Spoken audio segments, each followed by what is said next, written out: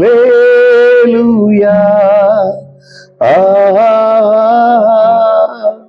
லேலுயா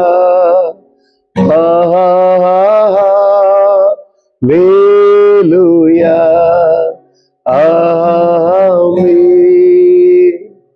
கிறிஸ்துக்குள் பிரியமானவர்களே, ரட்சகர் இயேசுவின் நாமத்தில் உங்களுக்கு அன்பின் வாழ்த்துக்கள். எப்படி இருக்கீங்க?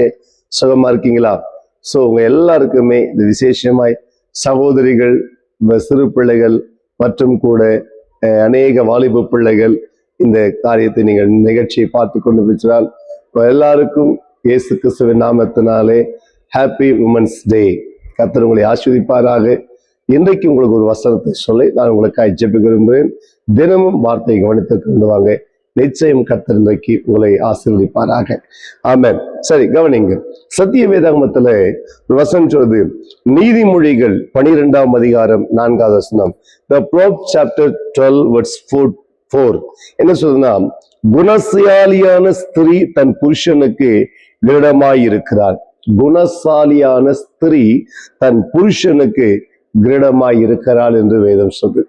எனக்கு அருமையானவர்களே, நல்ல குணம் பெற்ற பிள்ளைகள் பொறுமையாய் இருப்பார்கள், நிதானமாய் இருப்பார்கள், கவனமாய் இருப்பார்கள். மாத்திரமல்லாமல் தங்கள் குடும்பத்தை மிகவும் அக்கறையோடு நடத்துவார்கள். நேரத்தை வீண் பண்ண மாட்டாங்க.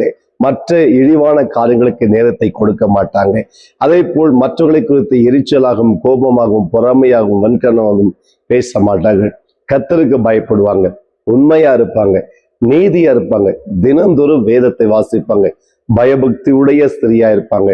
வாரந்தோறும் சபைக்கு தவறாமல் சென்று கர்த்தரை மகிமைப்படுத்துவாங்க. வேத வசனத்துக்கும் வார்த்தைகளுக்கும் கீழ்ப்படிவார்கள்.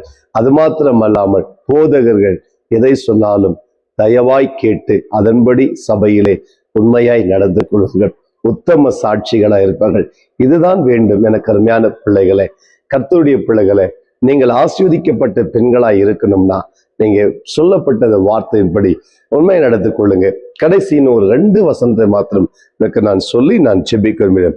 அதே நீதிமொழிகள் புத்தகம் 31ஆம் அதிகாரத்துல 18வது வசனம் சொல்லுது, குணசாலியான ஸ்திரியை கண்டுபிடிப்பவன் யார்?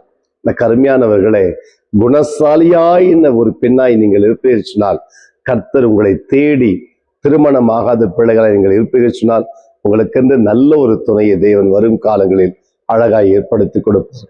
கர்த்தரை ஏற்படுத்தி கொடுப்பார். நீங்கள் குணசாலியான ஸ்திரியாய் இருக்க வேண்டும். அதே போல் அதே 31ஆம் அதிகாரத்துல கடைசி 29வது வசனத்தை நாம் கவனிப்போமேனால், அநேக பெண்கள் குணசாலியாய் இருந்ததுண்டு, நீயோ அவள் எல்லாருக்கும் மேற்பட்டவள் என்று அவளை புகழுகிறார்.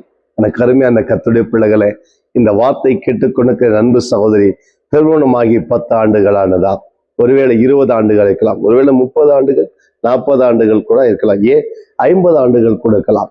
ஆனால் திருமணம் செய்து கொண்டு அந்த மனைவியுடைய கணவன், அந்த கணவன் தன்னுடைய மனைவியை பார்த்து சொன்னான், அம்மா, நீ இந்த உலகத்துல எல்லா குணசாலிகள் இருக்கிறாங்க, உண்மைதான், ஆனா அவங்க எல்லாருக்கும் மேற்பட்டவர்கள். அப்படின்னா அந்த குணசாலியா இருப்பதே ஒரு உத்தமம், ஆனால் அதை விட இன்னும் மேலாய் உயர்த்துகிறான் தன் கணவன். அதை போல இன்னைக்கு நீங்கள் இருப்பீர்கள், நிச்சயம் கர்த்தர் உங்களை ஆசீர்வதிப்பார். ஆனால் ஒன்று, தினந்தோறும் நல்லா ஜெபம் பண்ணுங்க, வேதத்தை வாசிங்க, வார்த்தையின்படி கீழ்ப்படுங்க. எப்போதெல்லாம் நேரம் கிடைக்குதோ அப்பொழுதெல்லாம் கர்த்தருடைய சமூகத்தில் அமர்ந்து ஜெபம் பண்ணுங்கள். கர்த்தர் உங்களை ஆசீர்வதிப்பாராக. God bless you.